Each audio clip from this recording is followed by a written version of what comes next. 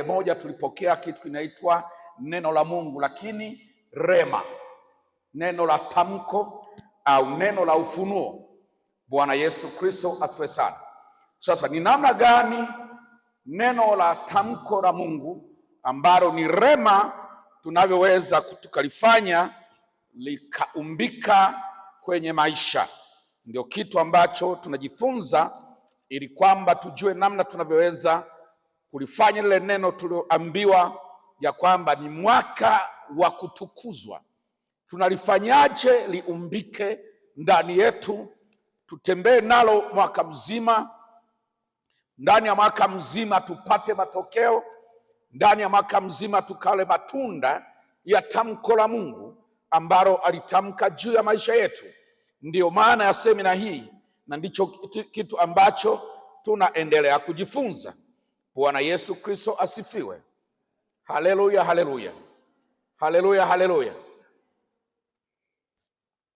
Amen.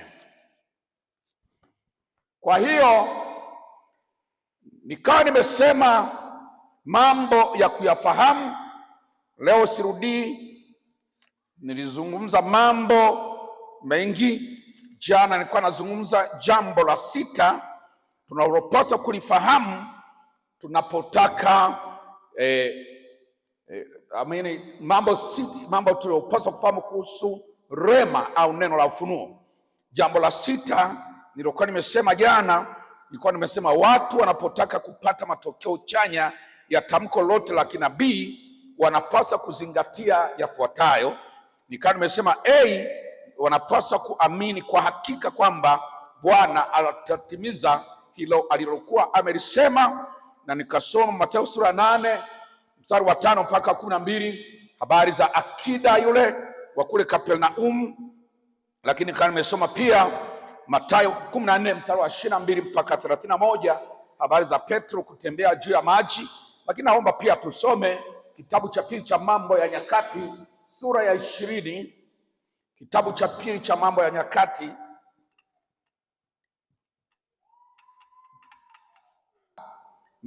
sura ya 20, Nyakati ya pili sura ya 20 mstari wa 14 mpaka mstari wa 20. Bwana wetu Yesu asifiwe. Haleluya, haleluya. Biblia inasema, ndipo Yahazieli mwana wa Zekaria mwana wa Benaya mwana wa Yaieli mwana wa Matania Mlawi wa wana wa Asafu akajiriwa na Roho ya Bwana katikati ya kusanyiko, akasema, sikieni Yuda wote, nanyi mkao Yerusalemu, na wewe mfalme Yehoshafati, Bwana awaambia hivi, msiogope wala msifadhaike kwa ajili ya jeshi kubwa hili, kwani vita si yenu bali ni ya Mungu. Kesho shukeni juu yao, tazameni wanakwea kwa kupandia sisi, nanyi mtawapata penye mwisho bonde mbele ya jangwa la Yerueli. Alipokuwa akitoka, Yehoshafati akasimama akasema, nisikieni enyi Yuda, nanyi wenyeji wa Yerusalemu, mwaminini Bwana Mungu wenu, ndivyo mtakavyothibitika. Waaminini manabii wake, ndivyo mtakavyofanikiwa. Jina la Yesu na libarikiwe. Hizi ni kanuni. Ukitaka umbe rema kwenye maisha yako na baadaye uone matokeo ya neno la Mungu rema kwenye maisha yako, lazima ufanye mambo mawili kwenye imani yako. Jambo la kwanza, lazima uamini Mungu, na jambo hilo nimesema sana jana. Muamini Mungu, amini kwamba hilo neno la Mungu, na huyo Mungu umwamini. So imani ya kawaida unayoishi nayo ambayo kwayo umeokoka, imani ya kuamini Mungu kwa neno hilo. Muamini Mungu kwa neno hilo, amini uweza wa Mungu kwa neno hilo. Haleluya. Amini nguvu za Mungu kwa neno hilo. Haleluya. Muamini Mungu. Yehoshafati anasema ukimwamini Mungu utathibitika katika lile neno alilosema. Wakati wamemeleza kusikia neno la rema, nabii mmoja katikati yao amesema neno kwamba vita hii mnayokwenda si yenu, ni ya Bwana. na ninyi mnachokifanya kesho tokeni, mtakutana nao kwenye bonde la Sisi, na mkienda hamtahitaji kupigana, Bwana mwenyewe atapigana, vita ni vya Bwana. Sasa yale maneno lazima uyapokee katika namna mbili. Moja, uamini kwamba yametoka kwa Mungu na ni Mungu anaongea, kwa hiyo huyo Mungu amwamini.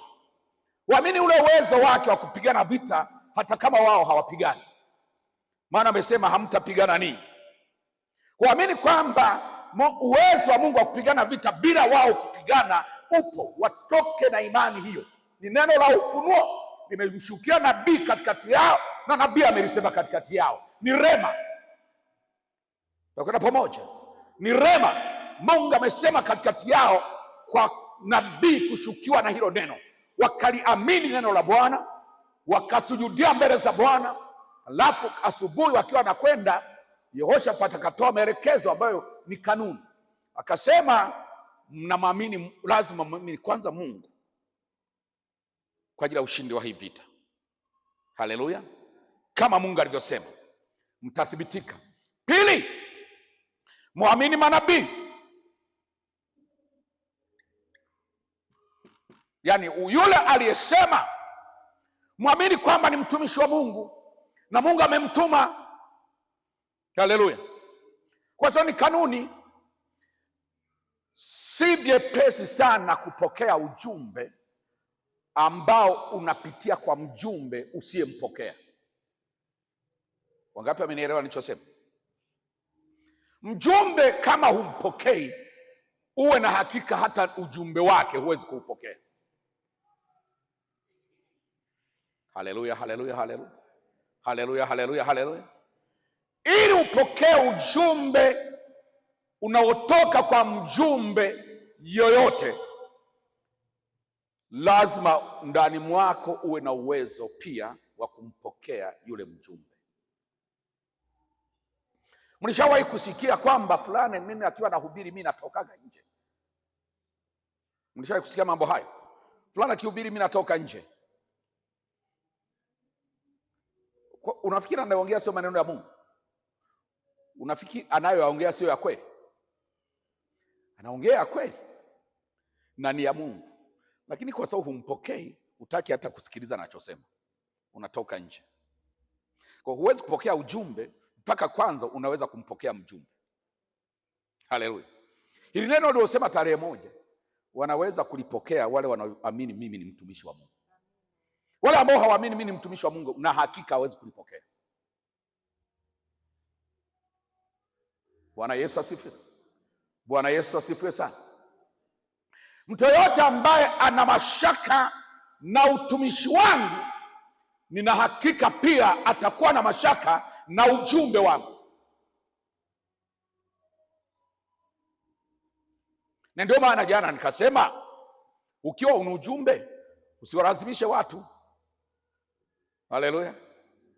Bwana amesema tena, nikawaambia kabisa, saa ingine hawakupokei wewe, sasa unawalazimisha wapokee ulichosema wakati wewe mwenyewe hawakupokei. Haleluya! Saa ingine hawakukubali. Sasa kama hatukubali, watapokeaje ulichosema? Tunakwenda pamoja. Kwa saa ingine ni shida kuforce, kwa sababu kama hawakukubali wanapokeaje sasa? Haleluya! Kwa hizi ni kanuni, hizi ni kanuni. Anawaambia fuata hizi kanuni, tutaona ushindi wa vita. Huyo ni Yehoshafati. Huu sio unabii. Unabii ulitoka jana jioni, unawaambia kesho asubuhi mwende. Kwa hiyo kumekucha, wakati wanaenda, Yehoshafati akatoa maelekezo ambayo ni kanuni. Mnataka twende tushinde, mwaminini Mungu mtathibitika. Waaminini manabii, amini walichosema. Kwanza ni manabii wa Bwana na wamesema neno la Bwana, ndio mtafanikiwa. Haleluya! Wakayaamini yote, wakamwamini Mungu, wakathibitika, wakaamini yule Bwana aliyetoa lile neno jana, wakaenda vitani, wakafanikiwa. Wakakuta Mungu ameshaleta mchanganyiko mkubwa, maadui wamepigana wenyewe, wameisha. Wakafanya kazi ya siku 3 ya kuteka nyara. Kwa nini? Wameamini nabii na wameamini Mungu. Kwanza wameamini Mungu na wameamini nabii. Jina la Yesu libarikiwe. Jina la Yesu libarikiwe. Kwa hizo ni kanuni na zinafanya kazi hivyo. Kwa sisi swala ya kusema Mungu amesema, tarehe moja alisema, usipohudhuria hizi semina unaweza ukakosa. Mimi wakati tunaomba niliwaambia tunaomba wengi, lakini kwa sababu watu hawajui mambo haya yanatenda kazi namna gani, utashangaa kwenye semina hawapo. Kwa sababu wanadhani swala la kusikia tu unabii. Sio swala la kusikia tu unabii. Jina la Yesu libarikiwe. Na wengi wanapotezea hapo. Maana unabii ulitoka jana, halafu Yehoshafati anatoa kanuni kesho yake. Naelewa tuongea hapo. Unabii umetoka jana, umetoa yule bwana anaitwa nani, si Yeweri si nani. Haleluya. Halafu Yehoshafati anatoa kanuni ya ule unabii wa jana, anaitoa kesho yake. Umeelewa vizuri? Bwana Yesu asifiwe sana. Na wakaenda wakapata ushindi. Kwa unabii hauji kwa sababu ni unabii peke yake, una kanuni za kuishi ndani ya unabii. Lazima watu wajue namna kutembea ndani ya unabii na watu wajue namna kuishi ndani ya unabii. Haleluya. Watu waelewe namna ya kupokea unabii na wajue namna kutembea na unabii. Ni jambo la muhimu sana. Watu wanadhani swala kupokea unabii kusikia tu unabii. Lazima watu wajue unabii unapokelewaje na watu wanatembeaje kwenye unabii.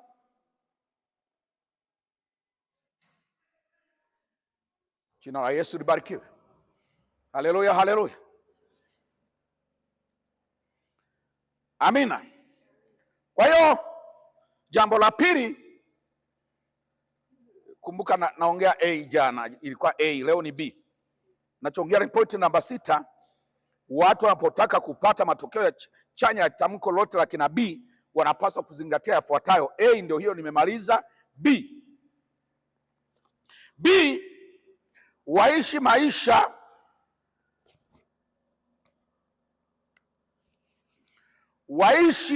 maisha yanayosababisha na yanayohifadhi kibali cha Mungu.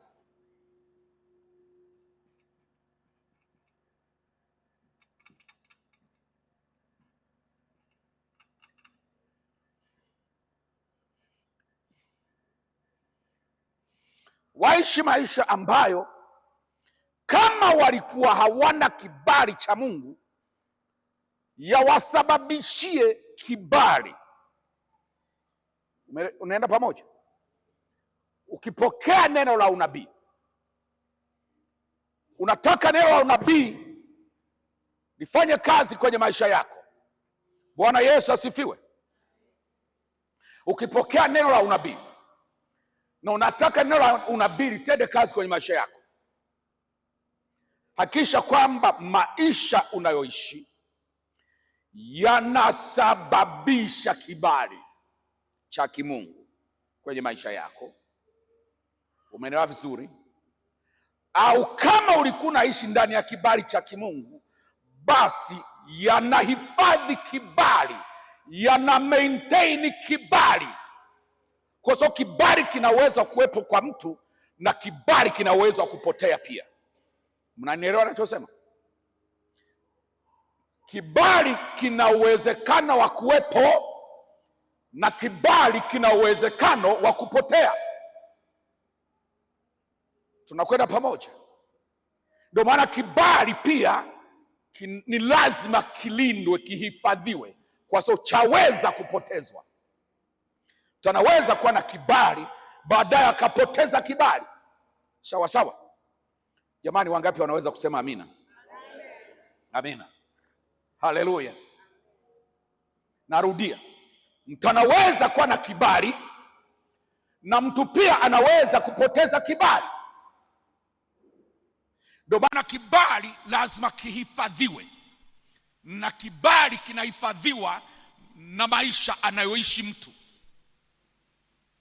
Lifestyle, maisha anayoishi mtu yanaweza kumnyang'anya kibali cha Mungu. Wacha kibali cha watu. Kibali cha watu wakati mwingine ni matokeo ya kibali cha Mungu. Kuna wakati Mungu akiondoa kibali, hata watu ungefanyaje, unapoteza tu kibali. Nakwenda pamoja. Kibali cha watu mara nyingi ni matokeo ya kibali cha Mungu. Niliwaambia mfano wa Nebukadreza. Watu walimsahau dakika moja. Mungu alimsahau na watu wakamsahau hapo hapo. Kwa hiyo usilingie kibali ulichonacho kwa watu. Tafuta sana na linda sana kibali cha kimungu. Kwa sababu cha watu kinapotea mara tu kibali cha Mungu kinapopotea. Mmenielewa vizuri? Kibali cha kimungu kinapotea mara tu, narudia, kibali cha watu kinapotea mara tu kibali cha Mungu kinapopotea. Bwana Yesu asifiwe. Haleluya. Kwa linda kibali cha Mungu kwenye maisha yako. Linda, hifadhi kibali. Ishi maisha yanasababisha kibali cha Mungu, na ishi maisha yanayolinda kibali cha Mungu. Bwana Yesu asifiwe sana. Haleluya, haleluya. Na Biblia inasema katika kitabu cha Mwanzo, andika tu hii mistari, Mwanzo 4:6 mpaka 7.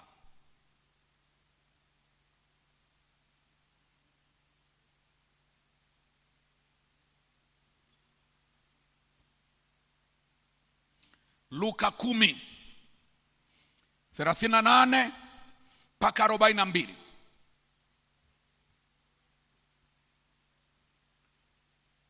Mwanzo 37 mstari wa 2 mpaka wa 3.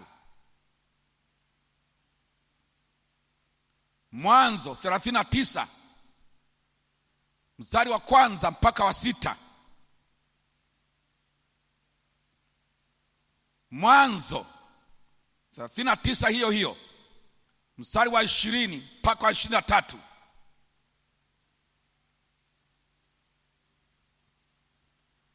Mwanzo 41 mstari wa 38 mpaka wa 45. Bwana Yesu asifiwe. Katika Mwanzo sura ya 4, Mungu anamwambia Kaini, hawa jamaa walienda kutoa sadaka kwa Bwana, matunda ya kazi zao. Kumbe kutoa sadaka ni maisha, ni miongoni mwa mambo yamo kwenye lifestyle ya mtu. Tunakwenda pamoja. Wakaenda kutoa sadaka. Kutoa sadaka na namna ya kutoa sadaka yamo kwenye mambo ya maisha ya mtu. Yule bwana akatoa sadaka moja, Mungu akazifurahia. Mwingine akatoa, Mungu akazikataa. Biblia inasema yule ambaye zilikataliwa akakunja uso, haleluya, akawa na moyo uliokunjamana, kakunjamana. Mungu akamtembelea, akamwambia maneno yafuatayo, naomba tuyasome.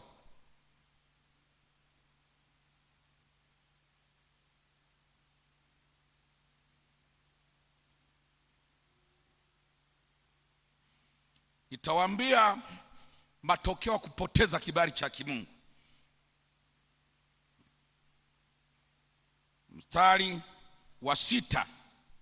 Bwana akamwambia Kaini, kwa nini una ghadhabu na kwa nini uso wako umekunjamana? Kama ukitenda vyema hutapata kibali. Umesikia maneno hayo? Kama ukitenda vyema hutapata kibali. Usipotenda vyema, dhambi iko inakuotea mlangoni, nayo inakutamani wewe, walakini yapasa uishinde. Moja ya mambo ambayo hutokea kwa wengi, hata leo, hata sasa, moja ya mambo hutokea mtu akipoteza kibali cha kimungu, anaingiwa na kitu kinaitwa roho mbaya. Sema roho mbaya. Roho mbaya. Mtu akishaanza kupoteza kibali, moja mambo lazima yaanza kutokea kwenye maisha yake na yaanza kujidhihirisha ni roho mbaya. Haleluya. Mhubiri aliyewahi kutumiwa na Mungu kwa viwango vya juu anaweza kugeuka muua watu. Roho mbaya. Nini? Kibali kimepotea. Lazima ije roho mbaya. Mnafahamu Sauli alikuwa mfalme wa Israeli aliyepakwa mafuta na nabii wa kweli anaitwa Samueli. Lakini tabia zake na lifestyle zake zikapelekea kibali kiondoke cha kimungu. Biblia inasema roho mbaya kutoka kwa Bwana ikamwingia. Sasa alikuwa anampiga mkuki Daudi, anamkosa. Salimuinda milimani na mapangoni kumuua. Nini? Roho mbaya. Imesababishwa na nini? Kibali kimeondoka. Kibali kikiondoka, roho mbaya inaingia. Na watu hata sasa wapo ambao wana roho mbaya kama matokeo ya kupoteza kibali cha Mungu kwenye maisha yao. Wanafanya vitu usingetarajia kwa sababu tayari baada ya kibali kupotea kumeingia roho mbaya. Tunakwenda pamoja watu wa Mungu? Haleluya, haleluya.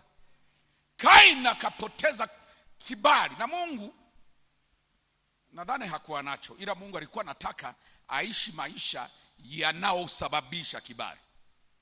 Maana nimesema lazima uishi maisha yanayosababisha kibali au maisha yanayotunza kibali. Kama ulikuwa nacho, kama hukuwa nacho, uishi maisha yanayokisababisha. Kama ulikuwa nacho, uishi maisha yanayokitunza. Haleluya, haleluya. Kwa Kaini nadhani hakuwa nacho. Kwa Mungu anamtembelea, anamwambia unatakiwa uishi maisha ya kutenda vyema. Ndio kuna tofauti kutenda vyema na kutenda mema. Kutenda mema ni matendo na watendea watu wengine. Vyema ni kufanya mambo kwa usahihi. Fanya mambo sahihi ndio kutenda vyema. Na Mungu hakumwambia tenda mema, alimwambia tenda vyema. Haleluya, haleluya. Akamwambia ukitenda vyema. Na mimi naomba niwaombe watu wa Mungu, usipende kufanya mambo yasiyo sahihi. Moja vitu vitakuondoka ni kibali. Umeelewa vizuri? Usipende kufanya mambo yasiyo sahihi. Kwa sababu moja vitu tutapoteza haraka ni kibali cha Mungu. Na kuna watu wanajivunia vibali vya watu walivyonavyo. Vibali vya watu vina shida. Haleluya. Tafuta kibali cha Mungu. Kwa hiyo yule bwana Mungu akamtembelea akamwambia ukitenda vyema hutapata kibali. Lakini usipotenda vyema, unasikia? Mungu anaweka na angalizo. Usipotenda vyema, dhambi iko. Usifikiri naishi mbali, dhambi haikai mbali. Haleluya. Dhambi iko, inakuotea hapo hapo mlangoni kwako. Na yakupasa uishinde. Sio Bwana alikuwa ni mtu asiyependa kutii neno la Mungu. Kwa hata Mungu aliposema naye wazi wazi hakutii. Na kwa sababu hakutii, dhambi kamotea. Na dhambi ilipitia kwenye roho mbaya. Maana yake roho mbaya ikamwingia. Na pamoja.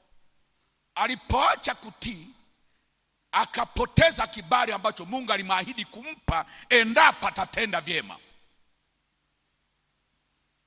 Mungu ameahidi kumpa kibali endapo atatenda vyema. akakataa kutenda vyema, kwa hiyo kile kibali cha Mungu hakukipata. Na alipokosa kile kibali cha Mungu, kilichotokea, roho mbaya ikamwingia.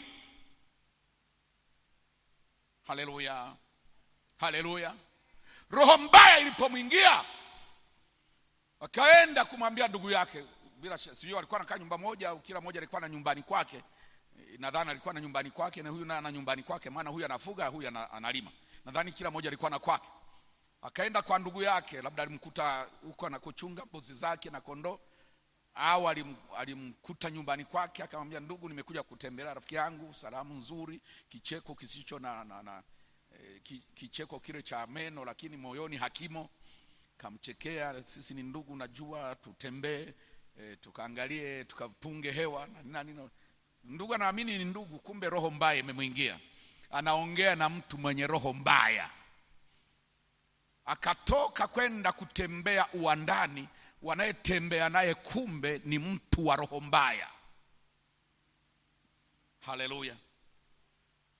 Walipofika kule, miaka hiyo anasema akampiga kitu kizito. Haleluya. Kampiga kitu kizito, si ilikuwa shoka, si kitu gani hicho, akamuua. Nini? Roho mbaya.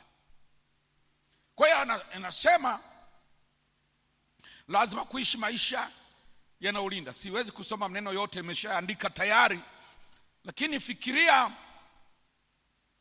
hii mistari yote nilosoma kutoka kitabu cha Mwanzo inaongelea habari ya mtu mmoja anaitwa Yusufu.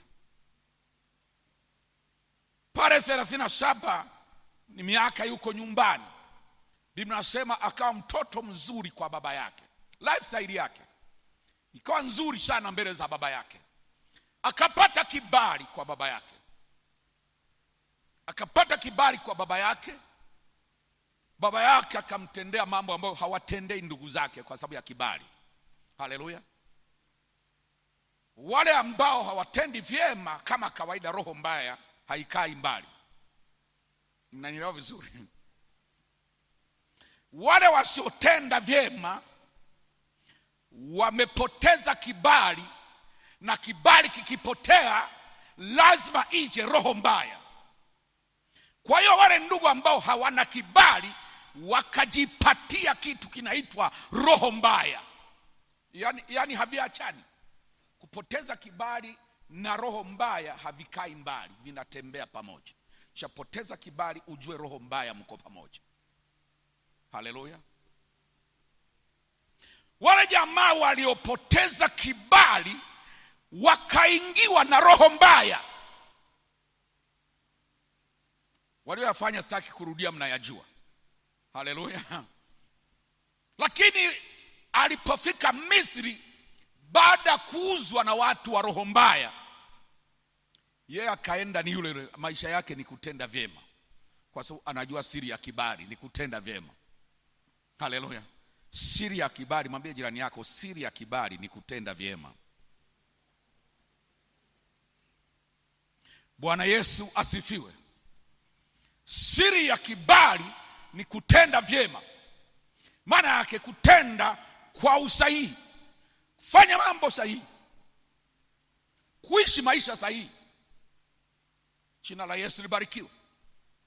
Kafika kule utumwani akaishi maisha sahihi. Haleluya.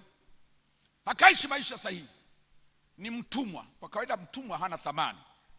Ikabidi Mungu ndiye ampe kibali cha kimungu. Kwa hiyo Biblia inasema watu wote mpaka na bosi aliyemnunua akaona Bwana yuko pamoja naye, kibali. Haleluya. Akaona Bwana yuko pamoja naye, akampa kuwa kiongozi wa kila kitu hapo nyumbani, msimamizi wa mambo yote. Na mtu mwenye kibali cha kimungu unaweza kutafuta kumwangusha, lakini haanguki. Unaweza kutafuta kummaliza, hamaliziki. Haleluya. Unaweza kutafuta kumfungia, hafungiki. Wakajaribu kumfunga, wammalize, kama wale wa mwanzo waliosema tumalize ndoto zake. Walizimaliza? Waliosema tumalize ndoto zake walizimaliza? Hawakuzimaliza. Na waliosema tumweke gerezani pia hawakummaliza. Jina la Yesu libarikiwe. Wakamweka gerezani. Alipofika gerezani akaanza kutenda vyema, kwa sababu ndio formula ya kibali, ndio kanuni ya kibali. Kanuni ya kibali ni kutenda vyema. Bwana Yesu asifiwe sana. Alipofika gerezani akaanza kutenda vyema, halafu akapata kibali kwa mkuu wa gereza.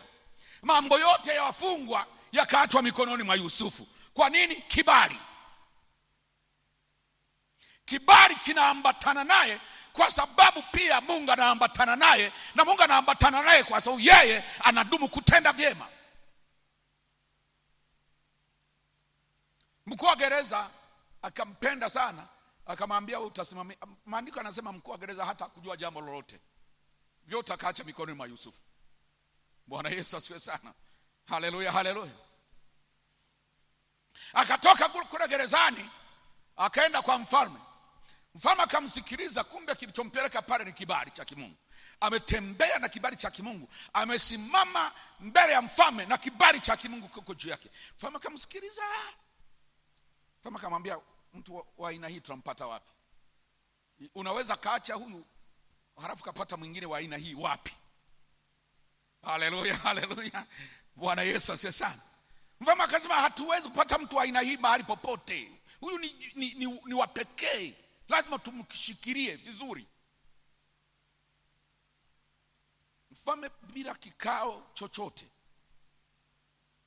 bila mashauriano na yeyote, akasema, kwa namna nilivyokusikiliza, kuanzia sasa wewe utakuwa wa pili kutoka kwangu. Usifikiri kwamba wa pili kutoka kwa mfalme hakuwepo, lakini yeyote aliyekuwa, na Biblia haijamtaja, alipoteza nafasi pale pale. Sema kibali. Kibali kinaondoa watu, kinaingiza mtu. Umeelewa vizuri? Kibali kinafanya watu wanampisha mtu. Ulishasoma sura 29 ya Ayubu. Ayubu anasema nilikuwa nikifika hata wakubwa wananyanyuka wananipisha. Anasema nilikuwa nikienda nikiongea watu hawaongei tena. Yaani maneno niliongea yametosha. Wanasema hivyo hivyo alivyosema Ayubu, hivyo hivyo imetosha. Haleluya, haleluya. Kibali. Bwana Yesu asifiwe. Soma vizuri Ayubu 29 yote, utaona mambo mazito sana. Namna kibali juu ya Ayubu kilivyokuwa kinafanya kazi. Haleluya. Kibali ni kitu kimoja, kina nguvu ya ajabu. Na kama kuna vitu unaweza kuvitafuta kwa bidii sana, ni kutafuta kwa na kibali cha Mungu. Kibali hakuna mahali hakikupeleki. Kibali hakuna jambo hakikusaidii. Kibali hakina mahali hakikupi heshima. Jina la Yesu libarikiwe. Wakatembea ndani ya kibali. Mfalme akasema wewe utakuwa wa pili. Hapa ameshafua na pete, akampa nini? Gari, farasi, si ni farasi, si mnyama gani wa gari, tungeita gari kwa miaka hii, tayari akampa kila kitu na matamko mazito mbele ya watu. Kuanzia sasa hakuna mtu kuongea mpaka uongee wewe. Haleluya. Hakuna mtu kunyanyua mkono wala mguu mpaka kwa neno lako. Haleluya, haleluya. Watu wote wanapiga saruti. Ni mtu katoka gerezani leo na si mzawa, na kesi iliyompeleka gerezani hakuna anaweza kuizungumza tena wala kuiulizia. Bwana Yesu asifiwe. Jambo hilo linaitwa kibali. Kwa nikasema ukitaka uone rema inafanya kazi kwenye maisha yako, lazima ujifunze kupokea kibali, kwa sababu utukufu, kumkana kuendelekea ni neno nasema kutukuzwa. Utukufu unatanguliwa na kibali. Haleluya. hakuna mtu asiye na kibali anayeweza kutukuzwa. Mnanielewa ninachoongea? Hakuna mtu asiye na kibali anayeweza kutukuka. Utukufu unatanguliwa na kibali. Kwa usipopata kibali pia huwezi kupata utukufu.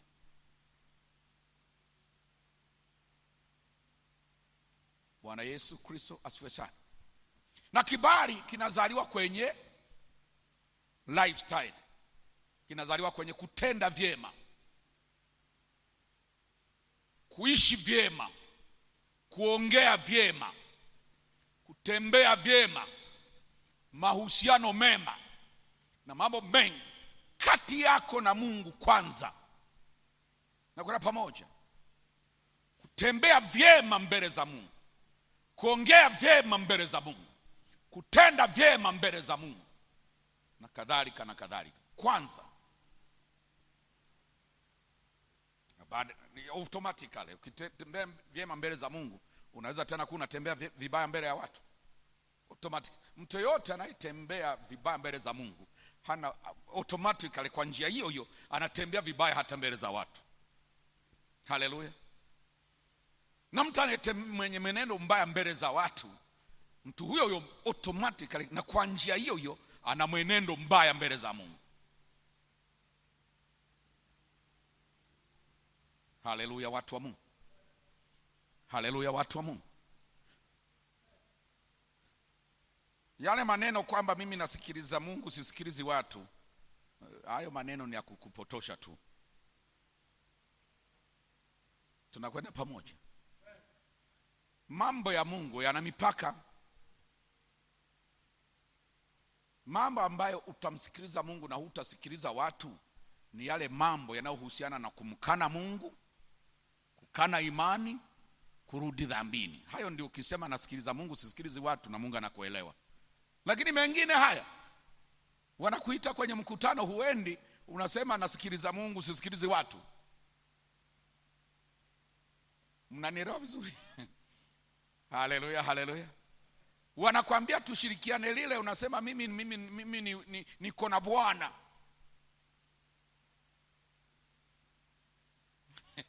Mnanielewa vizuri? Hayo hata Mungu hakuelewi.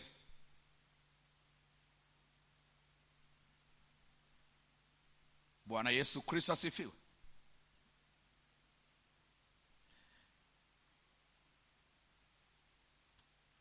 Luka sura 10, Luka sura 10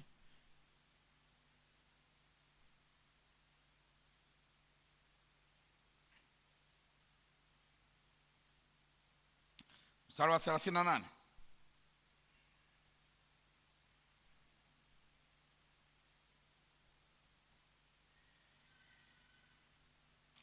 Ikawa katika kuenenda kwao, aliingia kijiji kimoja mwanamke mmoja jina lake Martha, akamkaribisha nyumbani kwake. Naye alikuwa na umbu lake aitwaye Mariamu, aliyeketi miguuni pake Yesu akisikiliza maneno yake. Lakini Martha alikuwa akihangaika kwa utumishi mwingi. Akamwendea akasema, Bwana, huoni vibaya hivyo ndugu yangu alivyoniacha nitumike peke yangu? Basi mwambie anisaidie. Bwana kajibu akamwambia, Martha, Martha, unasumbuka na kufadhaika kwa ajili ya vitu vingi, lakini kinatakiwa kitu kimoja tu, na Mariamu amechagua fungu lililo jema ambalo hataondolewa. Bwana Yesu asifiwe. Hii inaongelea kibali pia. Kuna mambo ukiyafanya yanakupa kibali zaidi. Haleluya, haleluya, haleluya. Hata kwenye haya mambo ya huduma tunafanya vingi, lakini saa nyingine Mungu alitamani tukae naye pengine mbele za Mungu zaidi kuliko hayo yote tunayofanya. Tumeimba, tumesifu, tumetoa, tumefanya wapi, tumefanya lile, tumefanya, lakini Mungu anaona pamoja na yote unayofanya, lakini mahusiano yangu na ninyi mbona siyaoni bado? Nakwenda pamoja. Mnafanya vitu vingi na vyote mnaviita huduma, lakini vyote hivyo hakuna mahali mnapata nafasi ya kupalilia mahusiano. Kwa Martha alichokuwa anafanya hakikuwa kibaya, kilikuwa huduma. Mnanielewa vizuri? Kama na sisi tunayofanya huduma nyingi tu na tuko bize nazo sana tu. Haleluya. Lakini kumbe Yesu anachotaka sio kwamba anachukia huduma. Kama ni mikate ilikuwa inapikwa na Martha, sio kwamba hakuila.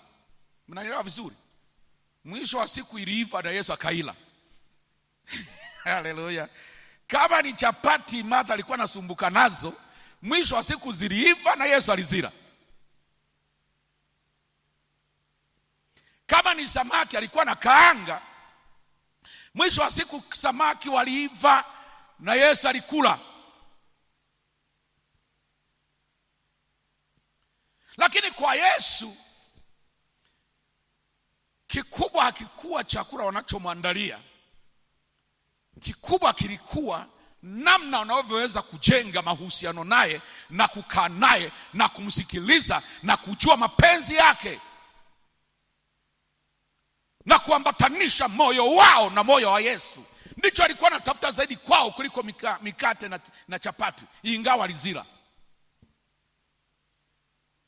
Haleluya. Kwa kuna vitu vingi tunafanya vyote kwa jina la huduma, halafu mwisho hatujali mahusiano na huyu tunayemfanyia huduma.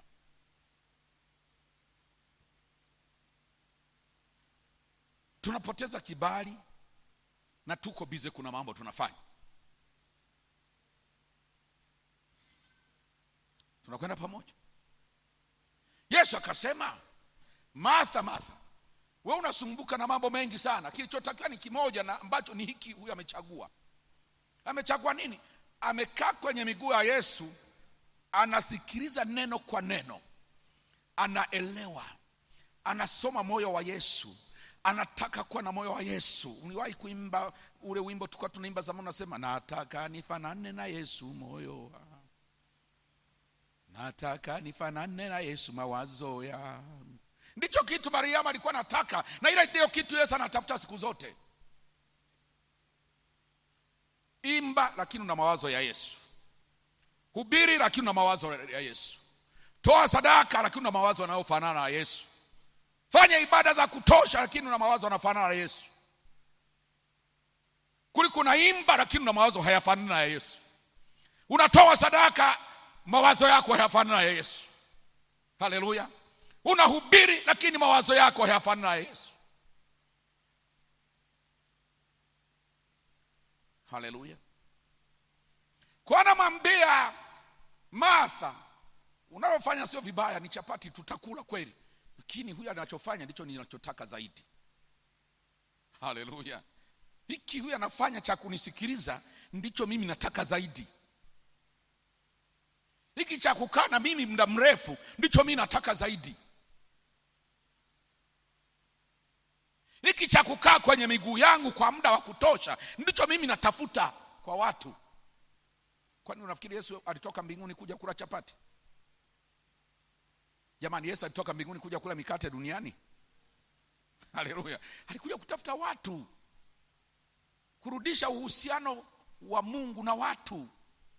Watu warudi kwa Mungu, ndicho kilichomtoa mbinguni. Kwa Martha anatengeneza chapati, sawa zitaliwa, lakini kilichonitoa mbinguni sio hicho. Haleluya. Akasema amechagua fungu jema na hili hataondolewa. Amechagua fungu ambalo hataondolewa. Ukishasikia hataondolewa, hapo kinachoongelewa ni kibali. Muunganiko wake na Mungu hautaondoka. Bwana Yesu Kristo asifiwe. Haleluya, haleluya. Tunaweza kusoma wengi katika Biblia. Ukisoma stori za Esther, kina Mordekai, ni hicho. Walienda kwanza kaomba kibali kwa Mungu, maana walisema hivi, huyu mfalme ukimwendea halafu usipate kibali, anakukata kichwa. Sasa tunapataje kibali kwa mfalme? Wakakubaliana, tutafute kwanza kibali cha Mungu. Wakasema tufunge hizi siku 3, mtu asile wala sinywe, tutafute kibali cha Mungu. Kibali cha Mungu ndicho kitakachozaa kibali cha mfalme. Mnaelewa nachoongea? Kutukuzwa kwa Mordekai na Esther kulitokea kwanza kwenye kupata kibali cha Mungu kwanza. Wakati mabinti wanaenda kwenye maonyesho ya urembo ili mmoja wapo achaguliwe na mfalme kuolewa, watu walipaka walivyopaka vingi sana, na bahati nzuri vilikuwa vya bure, sio vya kununua. Wamevikusanya mapambo, marashi ya kila aina, rangi za kila aina, kila mmoja jipake kwa kadri anavyotaka. Kuna watu nadhani walijipaka mpaka wakafanana na ndege, mdomo nini, macho nini, mpaka ukimwona unajua huyu mtu ndege. Bwana Yesu sana. Haleluya. Na mfalme amesema kila mtu apewa anachotaka. Akitaka kupaka nywele zifananeje, mdomo ufananeje, macho yaweje, pua iweje, mpeni tu. Paka na miguu iweje, mpeni. Haleluya. Bwana Yesu asifiwe. Watu wakaenda wakapaka, wakabadilisha sura, kila mtu akafanya vyoweza. Esther akaenda moyoni mwake anaongea lugha ya mbinguni. Kwa Kiyunani inaitwa glossolalia. Glossolalia ni kwenda kuongea lugha ya kiroho, lugha ya rohoni, lugha ya mbinguni, ambao tafsiri yake ni kama hivi tunavyonena kwa lugha. Rikaya ndara osakaya. Hiyo ni glossolalia kwa Kiyunani. Bwana Yesu asifiwe sana. Haleluya. Esther ingia pale na glossolalia. Jina la Yesu libarikiwe. Wakati yuko pale, watu wanapaka wanavyopaka, zamu yake ikafika, akaletewa na yeye stock. Paka wenzako ameshapaka. Haleluya. Jina la Yesu libarikiwe.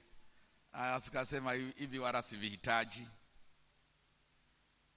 mimi tayari natafuta cha juu, kibali, hivi sivihitaji. Akitoa vichache tu mafuta, senda amepauka, kapaka machache kidogo ya kumfanya aonekane vizuri. Haleluya. Pomaliza vihereni vile vya kawaida tu ya kufanya mtu aonekane amependeza, kaweka kidogo hapo. Halafu akaingia mfalme akasema nilikuwa nataka huyu. Haleluya. Haleluya. Biblia inasema akapata kibali kwa mfalme. Jina la Yesu libarikiwe.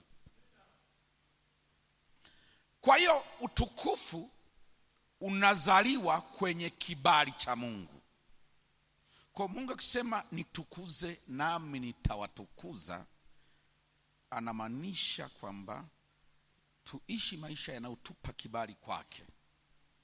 Automatically maisha yenye kibali yanamtukuza Mungu. Nakwenda pamoja. Maisha yenye kibali cha Mungu yanamtukuza Mungu. Na mtu wa hivyo Mungu hawezi kuacha kumtukuza. Bwana Yesu Kristo asifiwe. Bwana Yesu asifiwe.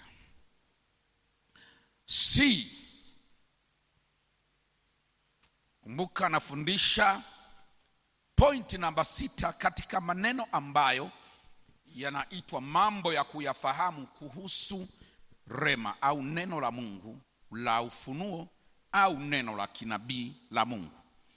Na 6 nao isemea inasema watu wanaotaka kupata matokeo chanya ya tamko lolote la kinabii wanapaswa kuzingatia yafuatayo. Nimesema kumwamini au kuamini kwa hakika kwamba Bwana atatimiza hilo alilosema. B, waishi maisha yanayosababisha kibali au yanayohifadhi kibali cha kimungu juu yao. C, walinde kanuni za kibiblia zinazowaunganisha na baraka za Bwana. Walinde kanuni za kibiblia zinazowaunganisha na baraka za Bwana. wajiepushe na viunganishi vya laana. Walinde kanuni za kibiblia zinazowaunganisha na kibali, zinazowaunganisha na baraka za Bwana. Haleluya, haleluya.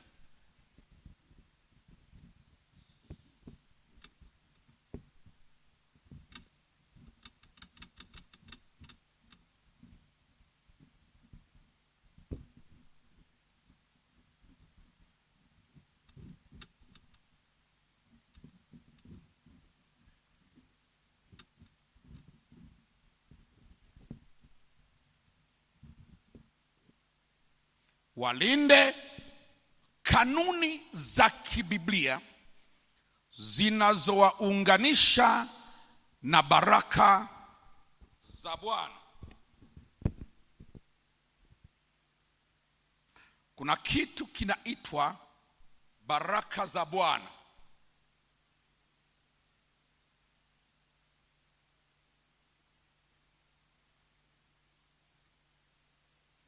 Na kuna kitu kinaitwa laana.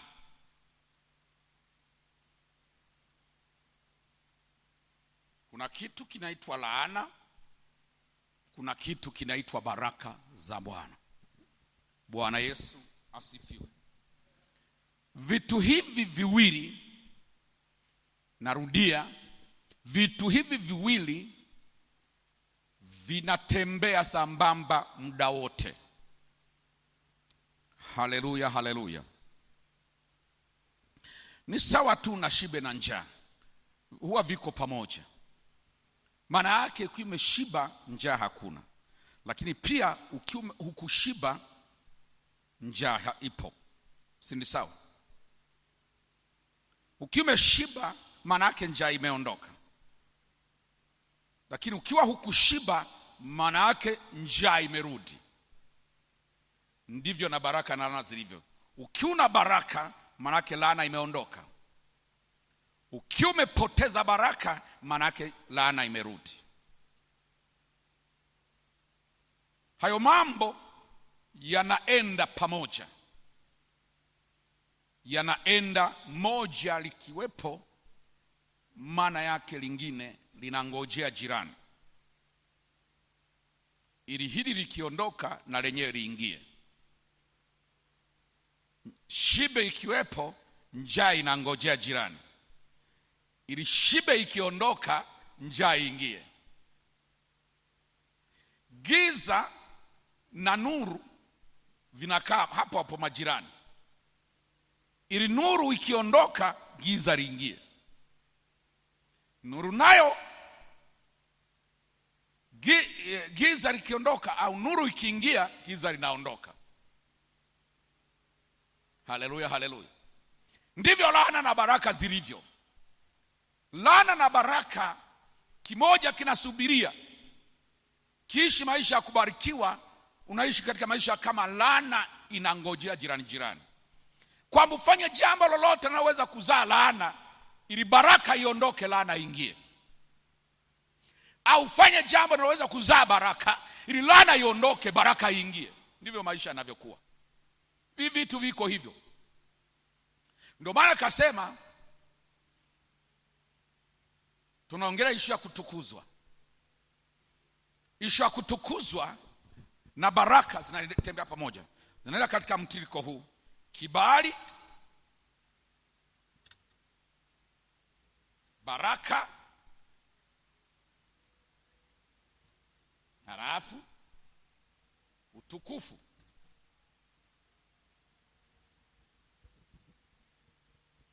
Haleluya. Pana kuwepo kibali, na mahali kibali kipo baraka ipo. Haleluya.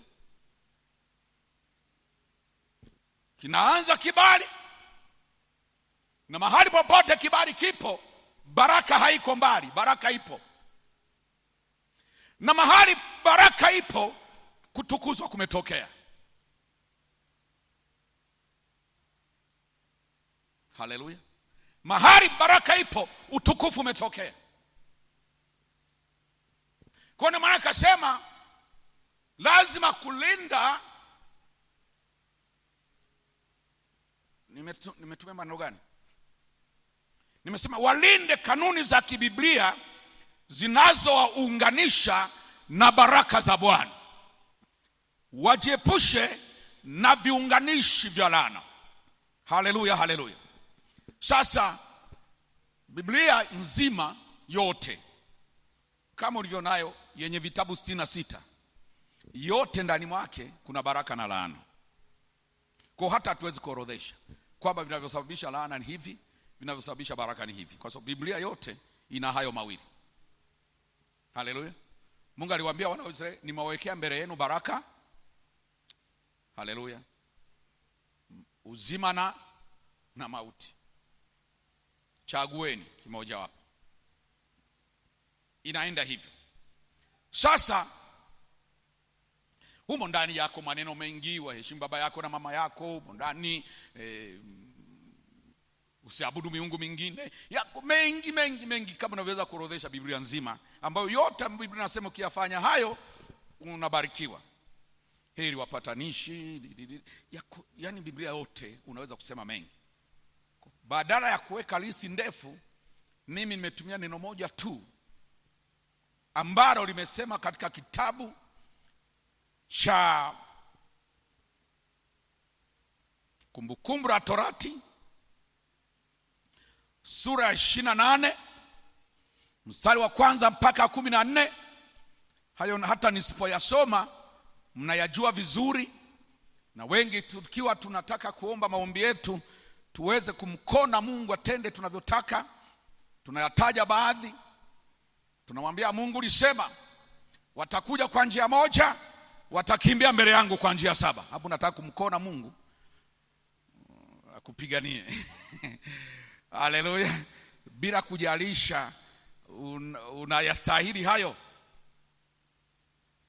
Mungu alisema nini ili ustahili hayo? Ili ustahili maadui wakimbie mbele zako kwa njia 7, Mungu alisema nini? Tunamkona Mungu. Mungu alisema mimi sitakuwa mkia, nitakuwa kichwa. Hapo uko kwenye maombi yako bila kuangalia alisema nini ili uwe kichwa. Bwana Yesu asiwe sana. Unajua maneno hayo hayakutokea tu kama tunavyotumia. Yalianzia mstari wa kwanza unaosema utakapo fanyaje? Utakaposikia sauti ya Bwana Mungu wako, kuangalia, kutenda na maagizo haya ni kuagizayo leo, ndipo baraka hizi zote zitakujiria na kukupata. Sawa sawa. Inaanzia pale. Kwa mimi niweka jumla yake kwamba jumla ya yote yanotufanya tu connect na baraka za Bwana ni kuzingatia kuishi maisha yaliyo sawa sawa na neno la Mungu. Full stop. Utakuta waheshimu baba yako na mama yako, utakuta fanya kazi ya Mungu bila ulegevu, maana melaniwa anayefanya kazi kwa ulegevu. Utakuta yote ambayo ndio yanasema baraka yote yako humo, na yote yaliyoandikwa yanaleta laana yote yako humo kwenye neno la Mungu. Kwa jumla mimi nimesema neno moja tu. Ukitaka uconnect na baraka za Bwana, ishi sawa sawa na neno la Mungu. Imetosha. Umeshafunika yote hayo. Yote yamo kwenye neno la Mungu. Bwana Yesu asifiwe. Yote yamo kwenye neno la Mungu.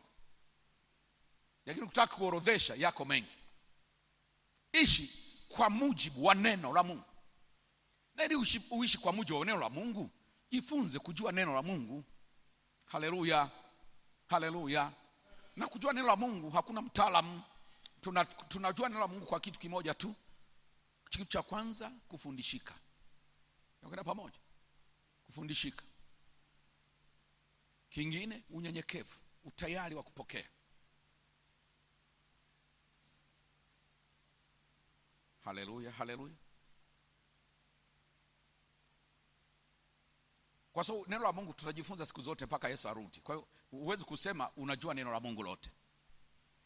Ndio maana tunajifunza siku zote na tutaendelea kujifunza mpaka Yesu arudi.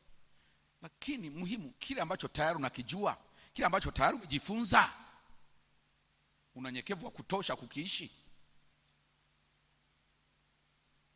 Una unyenyekevu wa kutosha kufundishika? Una kiu wa kutosha kulitaka? Na hilo ulilotaka ukalipata, unaweza kuliheshimu na kulitii na kutembea nalo na kuliweka kwenye maisha yako? Ni hivyo tu. Watu walitaka kuweka orodha ndefu sana kwenye Matendo ya Mitume, lakini mitume akamwambia tusiwatwike hao waamini mambo mazito sana. Tuambie tu wajiepushe na uasherati na nini na nini na nyama zimesongolewa na damu na vitu hivyo.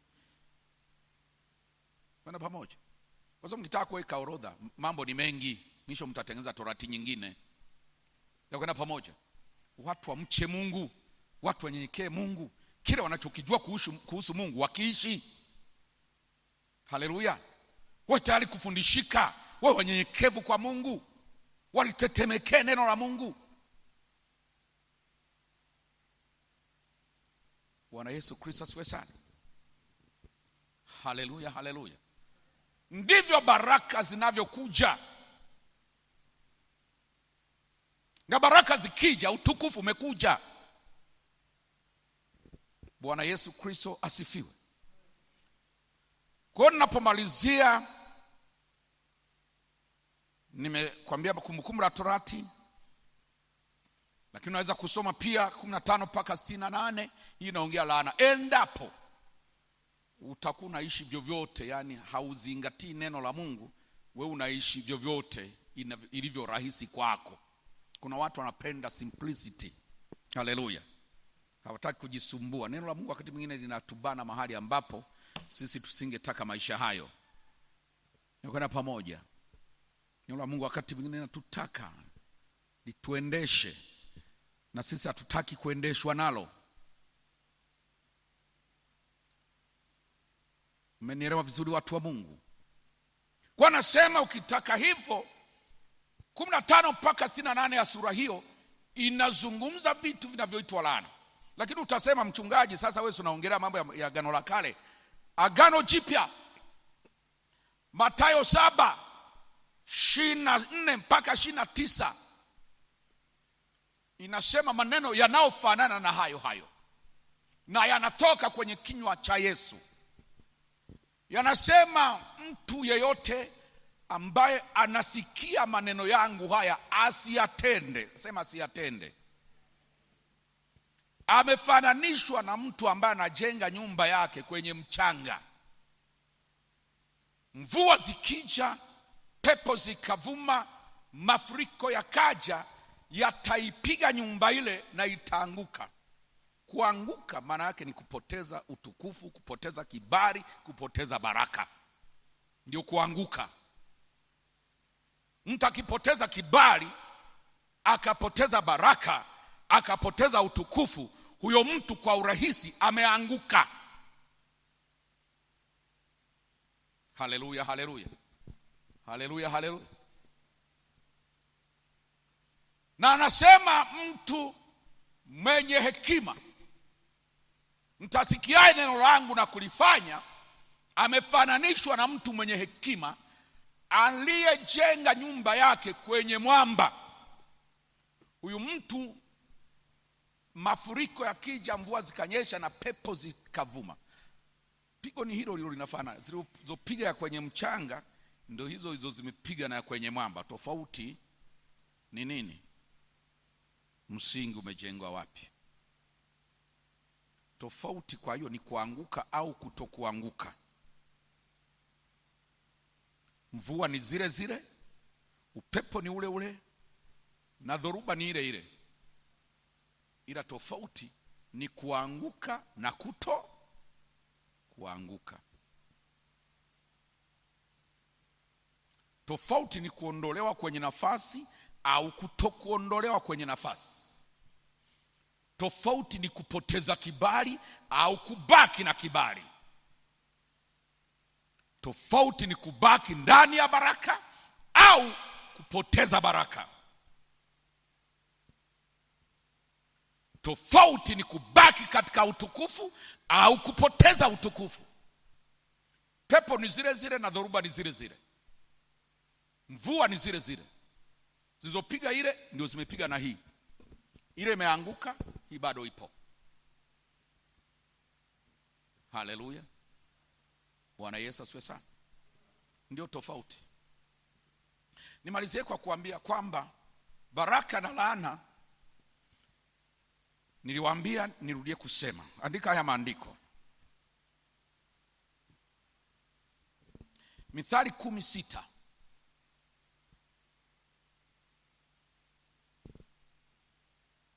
Umeandika tayari? Andika tena Mithali 10:22.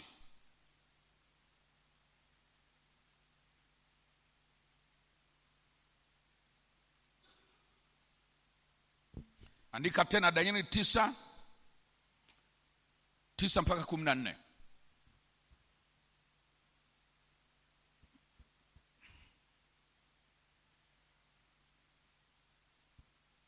Andika tena Mwanzo 27:11 mpaka 13.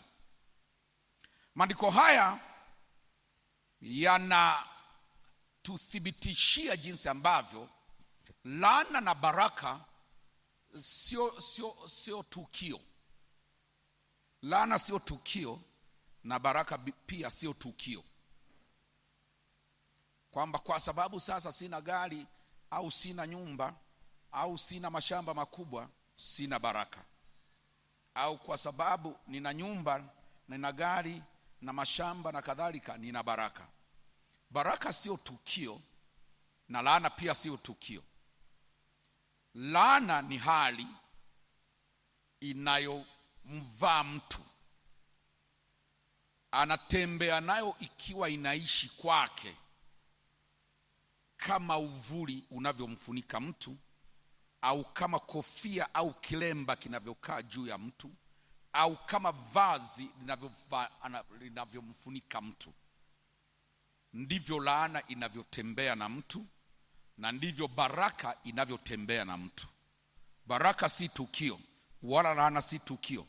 Baraka ni hali ya ulimwengu wa roho.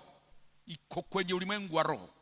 Inaweza kumvaa mtu, akaishi nayo, analala nayo, anatembea nayo, anasafiri nayo kwenye basi na kwenye train na kwenye meli, anasafiri nayo, anaishi nayo, anaenda ofisini nayo, anarudi nyumbani nayo, inaishi nayo.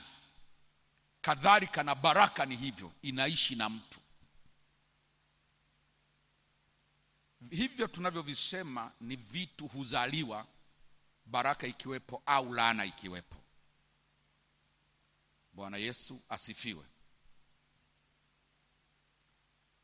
Aliyebarikiwa anaweza siwe na shamba, lakini baadaye utaona kinachozaliwa. Aliye na baraka anaweza siwe na elimu, lakini baadaye utaona kinachozaliwa. Bwana Yesu asifiwe. Kwa hiyo Biblia inasema katika hiyo Mithali ya kwanza, nasema baraka humkalia mtu kichwani. Maana yake inatengeneza uvuli. Kwenye Biblia tunatumia neno linaitwa uvuli. Niwahi kulifundisha hapa siku moja. Haleluya. Baraka inatengeneza uvuli juu ya mtu unaotembea naye, inamkava mtu. Haleluya. Kwenye kitabu cha Danieli anazungumza, anasema tuliacha kusikia manabii wa Bwana, tukaacha kusikia sauti ya Mungu, laana ikaja juu yetu. Tukajiletea laana juu yetu. Laana ni jitu. Ni kama unavyoweza kuona kilemba kiko juu ya mtu, au wingu fulani liko juu ya mtu. Laana inaishi juu ya mtu, akila anapokwenda anatembea anayo. Tumejiletea laana juu yetu. Laana inakaa juu. juu ya mtu kama vile baraka inakaa juu ya mtu. Kwenye Mithali nimesema humkalia mtu kichwani. Haleluya.